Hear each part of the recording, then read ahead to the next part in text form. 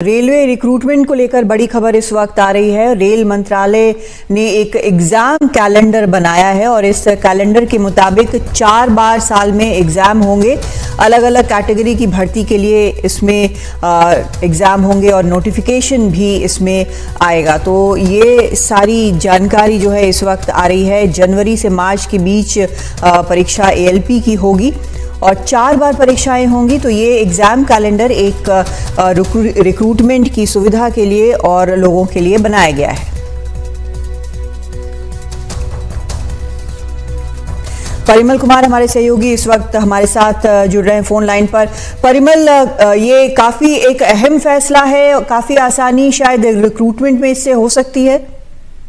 निश्चित तौर पे हो सकती है, क्योंकि पहले इस बात की जानकारी नहीं होती कि कब वैकेंसी निकलेगी और वैकेंसी को लेकर छात्र भी इस बात को लेकर श्योर नहीं होते थे कि कब उनको एग्जाम लिया जाएगा या लेने की अवधि है। अब कम से कम ये तय जरूर किया गया है कि 4 बार ये भर्ती परीक्षा जो है उसका निकलेगा। और कई बार ये भी हमने देखा है कि टाउट्स के जरिए जो अलग अलग लोग हैं वो भी गड़बड़ी इसमें करते रहते हैं एग्जाम के नाम पर, क्योंकि नौकरियों को लेकर इतनी मारामारी है कि कई बार रेलवे को इस तरह की शिकायत भी मिली और उस पर कार्रवाई भी हुई है कि लोग नकली भर्ती निकाल के और उसमें लोगों से पैसा लेने का भी काम करते हैं। ये भी है। तो RRB ने ये साफ किया है कि 4 बार जो एग्जाम होंगे। कादम्बरी, जो आपने बताया कि जनवरी से मार्च के बीच में असिस्टेंट लोको पायलट का एग्जाम होगा।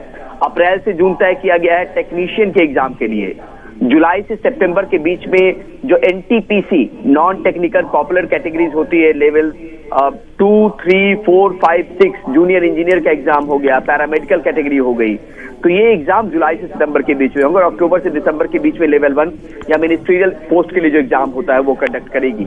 तो इससे कम से कम दो तरह के मायने हो गए। पहली चीज तो ये कि सहूलियत उन छात्रों की बढ़ जाएगी जो रेलवे को लेकर वैकेंसी का इंतजार कर रहे होंगे और अपनी तैयारी कर रहे होंगे। उनके पास कम से कम ये पहले से पता होगा।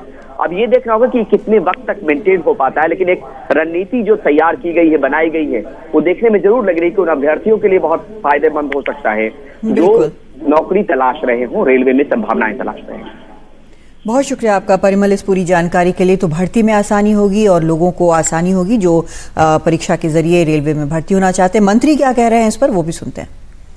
की जा रही थी कि रेलवे में रिक्रूटमेंट हो, उसका एक एनुअल कैलेंडर बने और एनुअल कैलेंडर इस तरह से बने कि पूरे बच्चों को जो कैंडिडेट्स रेलवे रिक्रूटमेंट में हिस्सा लेना चाहते हैं उनको एक बहुत ही प्रेडिक्टेबल तरीके से एग्ज़ाम का टाइम रहे और हर साल एग्ज़ाम रहे, जिससे कि हर साल इनटेक होता रहे, अच्छे तरीके से ट्रेनिंग मिल सके।